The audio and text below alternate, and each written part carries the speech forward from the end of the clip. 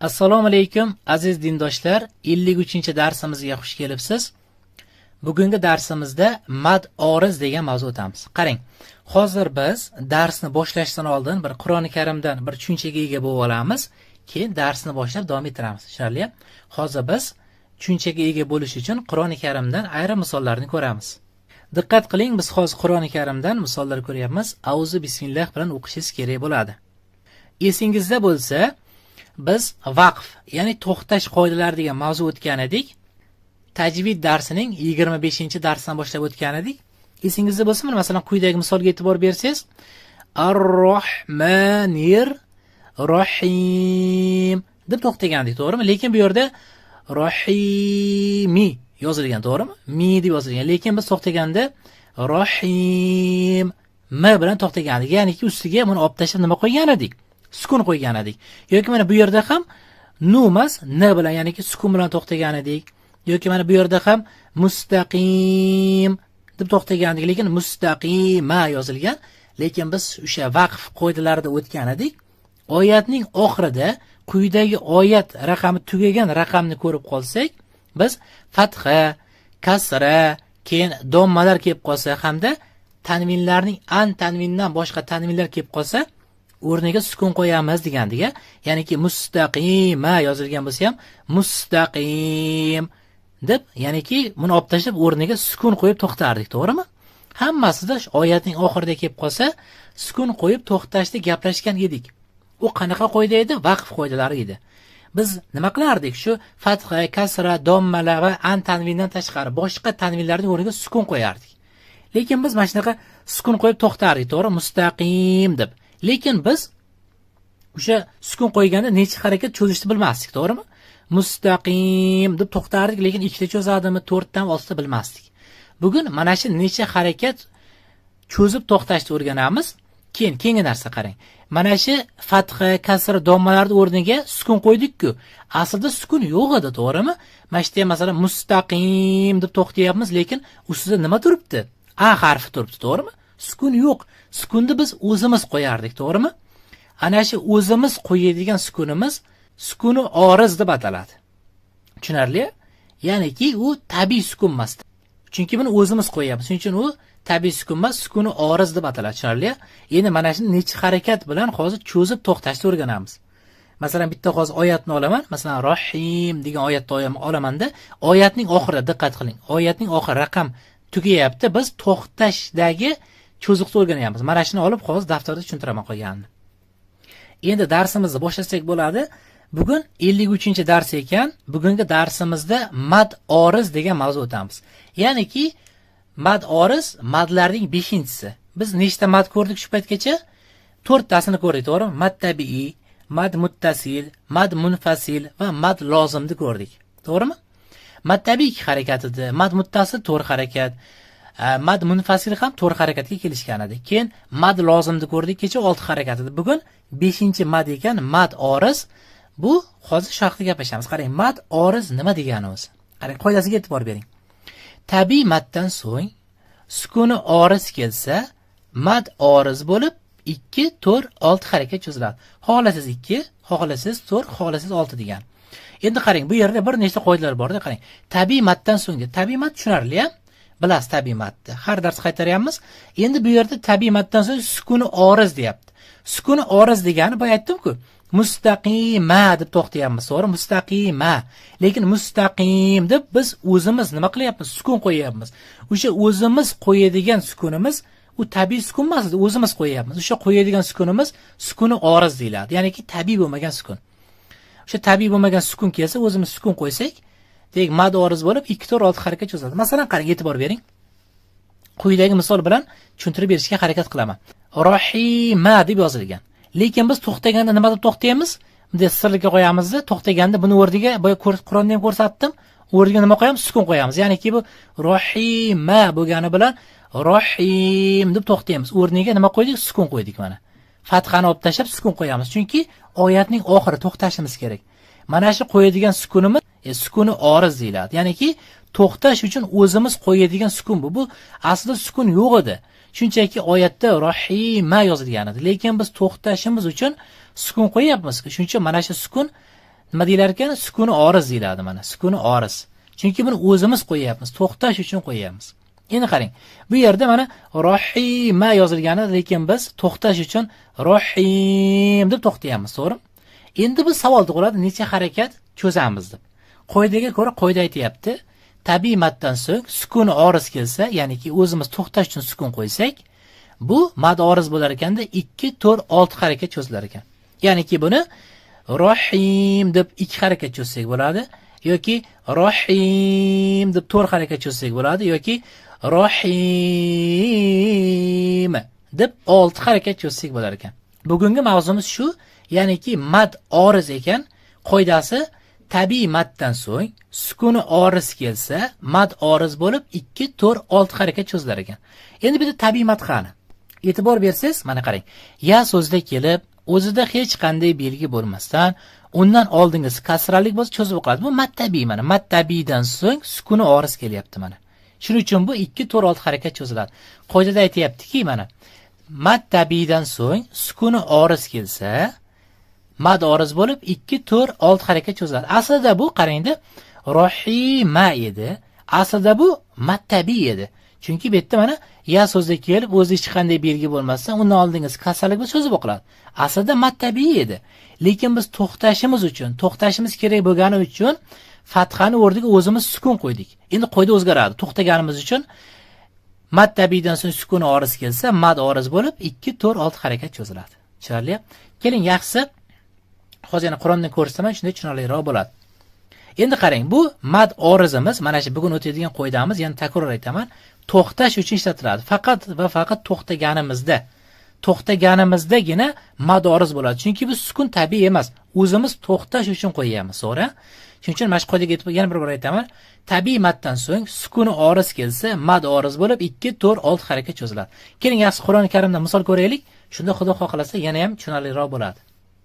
Masalan, Fotiha surasida mana bu yoqdan o'qisak, Ar-Rahmanir-Rahim. Bu yerda mana ini olib tashab, o'rniga nima qo'yamiz? Sukun qo'yamiz. Chunki to'xtayapmiz. Vaqf qoidasiga ko'ra o'zimiz sukun qo'yib olamizda, Rahim deb to'xtaymiz, to'g'rimi? Qarang endi qoida. Ya so'zda kelib, o'zida hech qanday belgi bo'lmasa, undan oldingiz kasralik bo'lsa, mad tabiiy bo'ladi. Mad tabiiydan keyin o'zimiz sukun qo'yyapmizmi? Demak, bugungi qoidamiz mad oriz bo'ladi. Tabiiy maddan so'ng sukuni oriz kelsa, ya'niki o'zimiz sukun qo'yib olsak degani, sukuni oriz kelsa degani, o'zimiz sukun qo'yib olsak degani. Mad tabiiydan so'ng sukuni oriz kelsa, mad oriz bo'lib 2, 4, 6 harakat cho'zadi. Shunda bu rohimi yozilganda, lekin biz rohim deb to'xtaymiz. Necha harakat cho'zar ekanmiz? 2 yoki 4 yoki 6. Demak, qoidaga muvofiq rohim deb to'xtaymiz. Mana bu yoqda tagida yozib qo'yibdi. Mana shu qoidaga tushadi mana. 2, 4, 6 borku, ham mana shu mad orizni ham bildiradi mana rangi, qarang. Mana shu rangidan bilib olsangiz ham bo'ladi mana. Shu rangda berilgan. Shunda 2 xolasi 2 ta cho'zing, xolasi 4 ta, xolasi 6 ta. Shuning uchun Fotiha surasini o'qigan qorilarda siz ayrimlar cho'zib to'xtaydi. Rohim deb cho'zib to'xtaydi. Ayrimlar rohim deb to'xtaydi. Farqini tushundingizmi endi? Xolasi 2 ta cho'zing, xolasi 6 ta, xolasi 4 ta. Yoki bo'lmasa mana bu yerda Yawmiddin. Mana bu yerda ham ya so'zda kelib, o'zi hech qanday belgi bo'lmasdan, undan oldingiz kasralik bo'lsa cho'zib o'qiladi. Ya'niki bu mad tabiiy. Mad tabiiydan keyin o'zimiz sukun qo'yyapmiz. Din. Chunki sukun qo'yishga majburmiz. Chunki to'xtaganda vaqf qoidasi bo'yicha sukun qo'yiladi.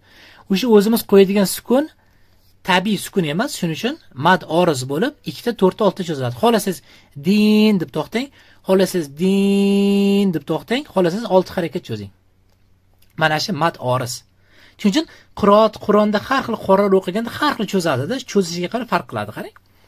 Mana bu yoqda ham bemalol 2 ta xolasiz 6 ta cho'zsangiz bo'ladi. Yoki 4 ta mana. Mustaqim. Shuning uchun qorilar shundan farq qiladi-da. Xolasi 6 ta cho'zadi. Ayrim qorilar bir faqat 6 ta cho'zib to'xtaydi. Boshdan oxirigacha 6 ta cho'zadi. Ayrimlar 2 ta cho'zadi, ayrimlar 4 ta. Siz ham o'zingizga qolib oling shunaqa. Xohlasiz 2 ta cho'zing har doim, xohlasiz 4 ta, xohlasiz 6 ta. 4 ta cho'zsangiz ham bo'ladi, xohlasiz 6 ta. Mustaqim. Shunaqa cho'zib to'xtaysiz. Masalan, bu hozir Fotiha surasi edi, yon tarafdan ko'ramiz, Baqara surasidan. Masalan, mana quyidagi oyatga e'tibor bering-da mana. Bu yerda g'unna bor, qanaqa ixfo qoidasi bor. Yunfiqun. Mana. Yunfiqun. Vav so'zda kelib, o'zi hech qanday belgi bo'lmasa, undan oldingiz dommalik bo'lsa, mattabiy bo'ladi. Mattabidan so'ng to'xtashimiz uchun o'zimiz sukun qo'yapmiz. O'zimiz sukun qo'yganimiz uchun madoriz bo'lib qoladi endi. Xohlasiz 2 ta, xohlasiz 4 ta, xohlasiz 6 ta yozing. Shunda yunfiqun. Lekin sukun qo'yishingiz kerak. Qarang, bu qoida shuning uchun sal boshqacharoqda. Mattabidan keyin sukuni oriz kelsa, shuncha qoidani aytyapti. Sukun kelsa demayapti. Mattabidan so'ng sukuni oriz kelsa, sukuni oriz degani shu o'zimiz qo'yadigan sukun. Xo'p, yana qayerda bor mana? Asosan mana to'xtash joylaridan qilaverasiz, mana raqam bor joydan. Masalan, mana yuqinun. Xohlasiz 2 ta, xohlasiz 4 ta, xohlasiz 6 ta yozing. Bu yerda yu 2 ta yoziladi. Yuqinun. Nega? Vav so'zda kelib, o'zida hech qanday belgi bo'lmasdan, undan oldingiz dommalik bo'lsa cho'zib o'qiladi. Mattabiy. Mattabidan keyin o'zimiz nan ustiga sukun qo'yib to'xtayapmiz-ku. Mana shu sukuni oriz. O'zimiz qo'yapmiz. O'zi yo'q edi. To'xtash uchun qo'yapmiz, demak 2 ta, 4 ta, 6 ta cho'ziladi. Yuqinun. Masalan mana. Yoki bo'lmasa mana bu yoqda ham to'xtashimiz uchun sukun qo'yamiz. Buni ham 6 ta, 2 ta, 4 ta, 6 ta cho'zaverasiz bemalol. Mana asosan bu qoida xudo xohlasa uncha qiyin emas. Mana asosan to'xtashda ishlatiladi. Mana qarang, raqam bor joyda to'xtashimiz uchun o'zimiz sukun qo'yib ishlatamiz. Mana bu yoqda masalan, ya so'zda kelib, o'zi hech qanday belgi bo'lmasa, undan oldin kasralik bo'lsa cho'zib o'qiladi. Mattabiy. Mattabidan keyin o'zimiz sukun qo'yib to'xtaganimiz uchun mad oriz bo'ladida qiyin bemalol cho'zaverasiz. 2 ta, 4 ta, 6 ta. Mana nima aytdim masalan, lin, masalan. Yoki bo'lmasa qaytdi. Yana to'xtash joylari mana. Run. 2 ta, 4 ta, 6 ta xohlagancha cho'zsangiz bo'ladi. Masalan aytdi rina emas. Masalan bunday cho'zib rina deb qo'ymang, yo'q. Rina. N bilan to'xtaymiz. Chunki biz vaqf qoidasi o'tganmiz. Ustida fatha, kasra, domma, an tanvindan tashqari boshqa tanvinlar bo'lsa, o'rniga sukun qo'yib to'xtaymiz deganmiz. Agar vaqf qoida esingizdan chiqqan bo'lsa, biz 25-dars o'tganmiz. Tajvid 25-dars, vaqf qoidalari 25, 26, 27, 28, 29-darslarda adashmasam 5 dars edi. O'sha 25-darsni bir ko'ring. Chunki ko'rish ham shart emas, agar esingizda bo'lsa, to'xtashda o'rniga sukun qo'yardik. Mana shu mad oriz deyiladi. Ya'ni 2 ta, 4 ta, 6 ta harakat cho'zsangiz bo'ladi. Past yozib qo'ygan, mana shu rangda bo'ladi. Bir ruschasi, o'ng tarafda o'zbekchasi bor. Mana yana ochsak bo'ladi, xohlagancha mana. Masalan, Nas surasidan 604-betdan ham misol ko'rsak bo'ladi. Masalan, har kuni Nas surasini, masalan, ko'pchilik Zam surasi sifatida o'qishi mumkin. Masalan, mana bi robbin nas. Ayrim qorilarda o'tsangiz, shu 6 harakat cho'zadi. Chunki mana shu qoidada mana, qarang. Alif so'zda kelib, o'zida hech qanday belgi bo'lmasdan, undan oldin sifatxalik bo'lsa cho'zib o'qiladi. Mattabiy. Mattabiydan so'ng mana bu raqam mana oyat tugayapti. Oyat tugagani uchun sukun qo'yib to'xtaymiz. Ya'ni ki inob tashlab sukun qo'yardik, to'g'rimi? Shuning uchun mattabiydan keyin o'zimiz sukun qo'yganimiz uchun mad oriz bo'ladi. 2 ta, 4 ta, 6 ta harakat cho'zsak bo'ladi. Shunda mana qarang, tahlil qilamiz boshdan boshlab keling. Masalan, bi rob, bi vasli hamza so'z o'rtasiga kelsa o'qilmaydi. Lam undan keyin tashdid kelsa o'qilmaydi. Shunda vasli hamza va lam harfi ketdi. Shunda bi robbin bin g'unna. Sukunlik nun harfidan so'ng yana bitta nun harfi kelib qolsa, g'unnali idg'om bo'ladi. Hamda bu yerda bugun o'tgan qoidamiz mattabiydan so'ng mana sukun kelyapti, o'zimiz sukun qo'yyapmiz, chunki oyat tugayapti, to'xtashimiz kerak. Shunda bi robbin nas. Xohlasiz 2 ta, 6 ta, 4 ta, 2 ta, 4 ta, 6 ta xohlagancha siz bo'ladi. Bi robbin nas. Chunki biz o'zimiz sukun qo'yyapmiz. Mana nima aytdi ham masalan, ikkinchi oyatida ham mana bu tahlil qilsak, mali vasli hamza o'qilmaydi, so'z o'rtasiga kelyapti. Lam ham o'qilmaydi, chunki undan keyin tashdid kelyapti. Sukunlik nundan keyin yapti, nun kelgani uchun bitta g'unna. Keyin bitta alif so'zga kelib, o'zi hech qanday belgi bo'lmasa, undan sifatxalik bo'lsa mattabiy bo'ladi. Mattabiydan so'ng to'xtaganimiz uchun, o'zimiz sukun qo'yganimiz uchun mad oriz qoidasi bo'lib 2 ta, 4 ta, 6 ta chiziladi. Shunda malikin nas. Mana nas. Xohlasiz 2 ta, xohlasiz 4 ta, xohlasiz 6 ta cho'zsangiz bo'ladi. Mana bu yerda ham shuning uchun Nas surasi hammasi mana shu mad oriz. Nas deb cho'zilib to'xtaladi, qarang mana. Hammasi. Chunki hammasi to'xtash kerak-ku. Mana qarang, hammasi mana bu yoq, bu yoq, bu yoq. Ko'rdingizmi? Shuning uchun to'xtaganda qoida bor ekan. Tabiiy maddan so'ng sukuni oriz kelsa, mad oriz bo'lib 2 ta, 4 ta, 6 ta harakat cho'zilar ekan. Sukuni oriz nima ekan desa, sukuni oriz biz o'zimiz qo'yadigan sukunimiz. O'zi asl sukuni yo'q edi. Biz to'xtashimiz uchun sukun qo'yamiz. Shu sukuni oriz deyiladi. Asosan bu endi qachon ishlatilar ekan? To'xtaganda ishlatilar ekan, to'g'rimi? To'xtagan paytimizda ishlatamiz. Aytdim mana ya so'zda kelib o'zi hech qanday belgi bo'lmasa, undan oldin kasrali bo'lsa cho'zib o'qiladi. Hamda oyat tugagani uchun, to'xtaganimiz uchun sukun qo'yamiz, shunda mad oriz bo'ladi. Qiyin emas deb o'ylayman. Xudo xolasa siz ham yaxshi yodlab olsangiz qoidadan qiyin bo'lmaydi. Qoidani takror aytaman. Tabiiy maddan so'ng sukuni oriz kelsa, mad oriz bo'lib 2 ta, 4 ta, 6 ta harakat cho'ziladi. Shu holatda mana Qur'oni Karimda misollar ko'raverasiz. Asosan bu to'xtashga qo'llaniladi, qarang mana. Chunki oyat tugayapti. Oyat tugaganiga keyin to'xtashim kerak. To'xtash uchun sukun qo'yaman. Sukun qo'yganimdan keyin undan keyin mad tabiiy bo'ldi, mad oriz bo'ladi. Shunaqa qilib o'qiyverasiz. Lekin ayrim joylarda bo'ladi, to'xtash mad orizga tushmasligi mumkin. Misol uchun Ixlos surasi deylik. Ixlos surasida masalan ahad. Bitta buni ahad deb cho'zolmaymiz. Chunki masalan bunga sukun qo'yganimiz bilan bitta cho'ziq yo'q, mad tabiiy yo'q. Chunki qoidada mana bitta ham masalan somadi. Bitta somad deb cho'zolmaymiz. Nega? Chunki mad tabiiy yo'q. Qoida qanaqa edi? Mad tabiiydan so'ng sukuni oriz kelsa, mad oriz bo'lib 2 ta, 4 ta, 6 ta harakat cho'zadi. Bitta yo'q-da u qoida. Ya'niki hammasiga sukun qo'yib cho'zib tashlamaydi demoqchimanda. Cho'zib o'qimaydi hammasi mana. Bitta masalan falaqu. Bitta ham cho'ziq yo'q misol uchun. Masalan sukun qo'ysak ham cho'ziq yo'q. Lekin mana bu yerda nega cho'ziq bor? Chunki bu yerda mad tabiiy bor. Mana qarang. Alif so'zda kelib, o'zi hech qanday belgi bo'lmasa, undan oldin fatxali bo'lsa cho'zib o'qiladi. Mad tabiiy.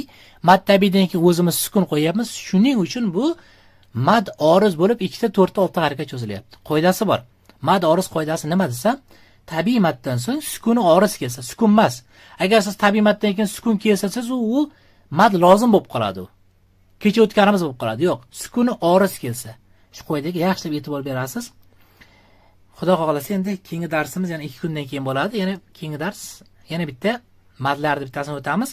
E'tibor bering, biz bugundan boshlab faqat to'xtaydigan madlar haqida gaplashamiz. Ya'niki mana oyatning oxiriga kelyapti, to'xtayapmiz. Shu ya'niki to'xtash madlarini boshladik desak ham bo'ladi bugundan boshlab. Shularga e'tibor berasiz. Sizga uygasizlik bo'ladi. Masalan, bu yerda mana nima bilan tugayapti? Kasra bilan tugayapti. Kasra bilan tugaganda nas deb kasraning o'rniga sukun qo'ydik.